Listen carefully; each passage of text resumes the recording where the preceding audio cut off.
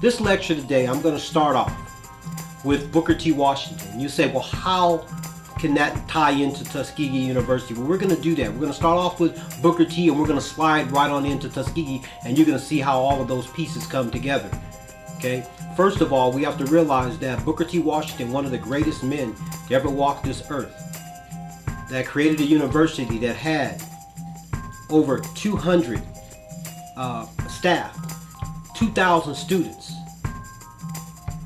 At that time, about $2 million, which would be about $50 million today. The brother was moving, he was doing things, and there was a lot of jealousy that took place during that time, and there was a move to remove him from that particular university. We're going to talk about that today. It's all tied into what's happening with Tuskegee. Then we're going to talk about the particular person that they brought in after they got rid of Booker T. Washington. And yeah, I personally do believe that he was murdered. And we're going to talk about evidence that was talked about in this book right here called Death in 60 Days. Very, very powerful book written by Sister Paulette Davis Horton. She's a nurse, and she got medical records from his family. She researched and interviewed people in the community, people that were in their 90s before they passed on, and people that had a lot of first-hand information was going on with him.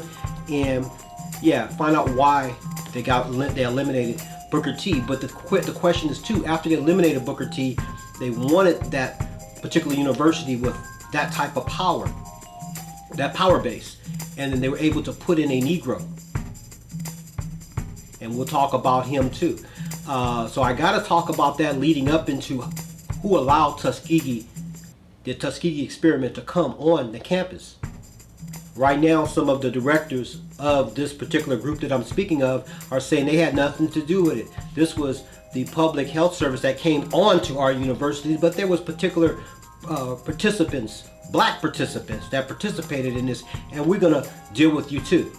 So not only the racists that like Olansky and some of the others that actually did it, but also we had some of us who are either some of them are saying now that they were so naive they did not even know what they were doing, but I kind of don't believe that.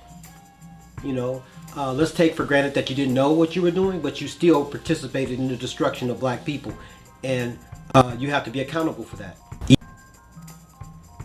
And I can't believe, being a nurse, that you're not noticing that there's something wrong with this. You know, that you don't notice that these men are not getting better, they're getting worse. And there's something else going on than just simple bad blood. Okay? Alright, so today we're going to start off with Booker T. Washington. We're going to go from there, and then we're going to slide straight on into Tuskegee. And you'll get a clear understanding, opposed to me just dealing with Tuskegee. Because I have a just Tuskegee lecture, but I think that, especially from a black perspective, you can see the broader picture and what created the situation with Tuskegee and how they actually were able to pull this thing off. What are we going to do as far as some solutions? And our solutions is that before we agree to anything experimental, such as this experimental mRNA vaccines that they're pushing on everybody right now, that's experimental. Before we agree to anything like that, we need to do our investigation first. Investigate before you vaccinate. Investigate anything before you agree to it. And we know that. Just like when someone tells you something, you say, well, I'm going to sleep on it. I'll get back with you tomorrow, the next day. Don't just do something don't just do things that's going to be irreversible. And a lot of things that we're doing right now are irreversible. All right. Thank you.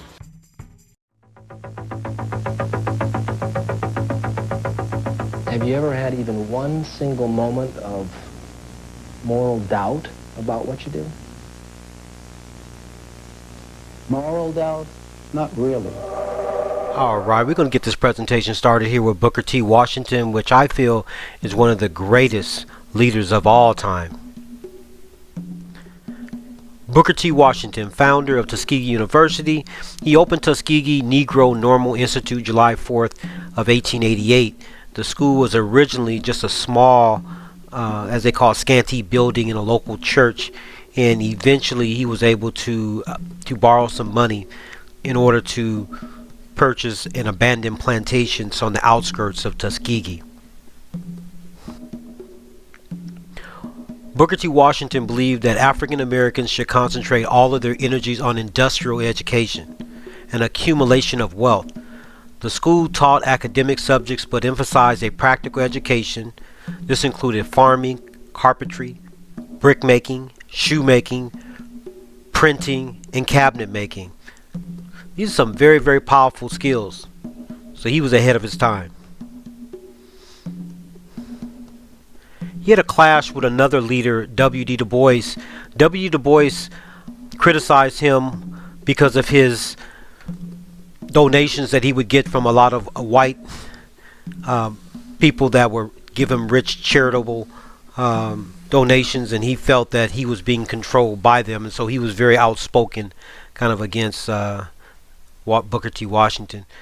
Alright, I'd like to give a shout out to Will Be Black Starline. He provided me some information regarding Booker T as well as Robert Moulton, which I'm going to present in the next section.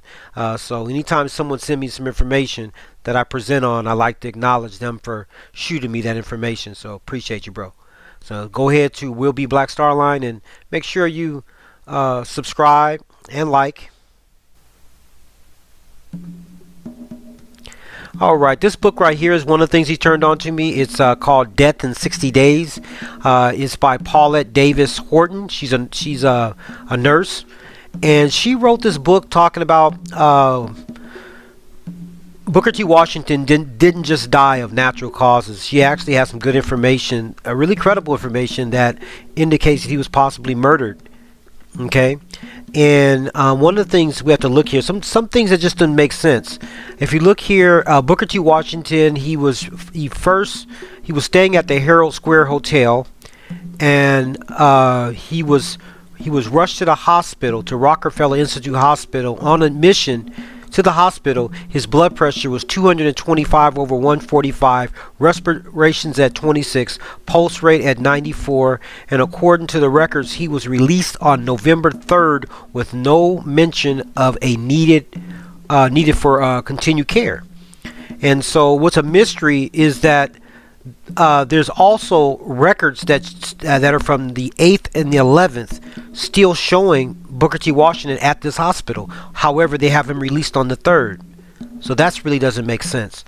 And also there's two newspapers that came out, and I'm going to quote both of them here. One of them came out in the New York Times. The other one was a New York Tribune. The New York Tribune said released this on November 10th.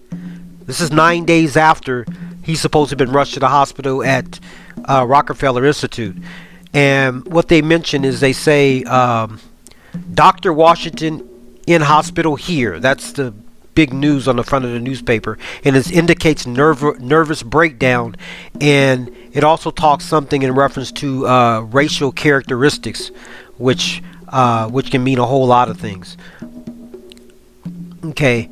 The other article that came out the same day is kind of contradictory. It says Booker T. Washington ill, and then it states near the end of when you read the article, it states that it was not serious. Okay, so we can back up. First of all, we have him being rushed to the hospital, and from what was said is that he was at this event where they had food, and he didn't really feel comfortable being there with them, so he went to his own hotel room, and they sent him the meal. And to my understanding, the meal, what's alleged that it was a loaded meal, and they feel that's what actually made him sick. And so that was on the 1st, and then we have them admitting that on the 10th he's still in the hospital, which really is just really throws me off. And these are the two articles here. This was the one that was in the New York Times, and it's the one that just says he was ill. And it just says something about it is not serious. Okay, that was the New York Times. And then the same day, this is the one here in the New York Tribune that contradicts that, saying he had a nervous breakdown. And this was the New York Tribune. And this was November 10th of 1915. Now, by the time Booker T. Washington died on November 14th, 1915, he had an endowment of $1,945,000, which is about $49.5 million today. He had a staff of almost 200 people, and he had a student population of 2,000. So for this type of wealth, who's going to take over? Who's going to sit in his chair, a powerful man like that? You know, who's going to sit in his chair? Or who do they put in his chair?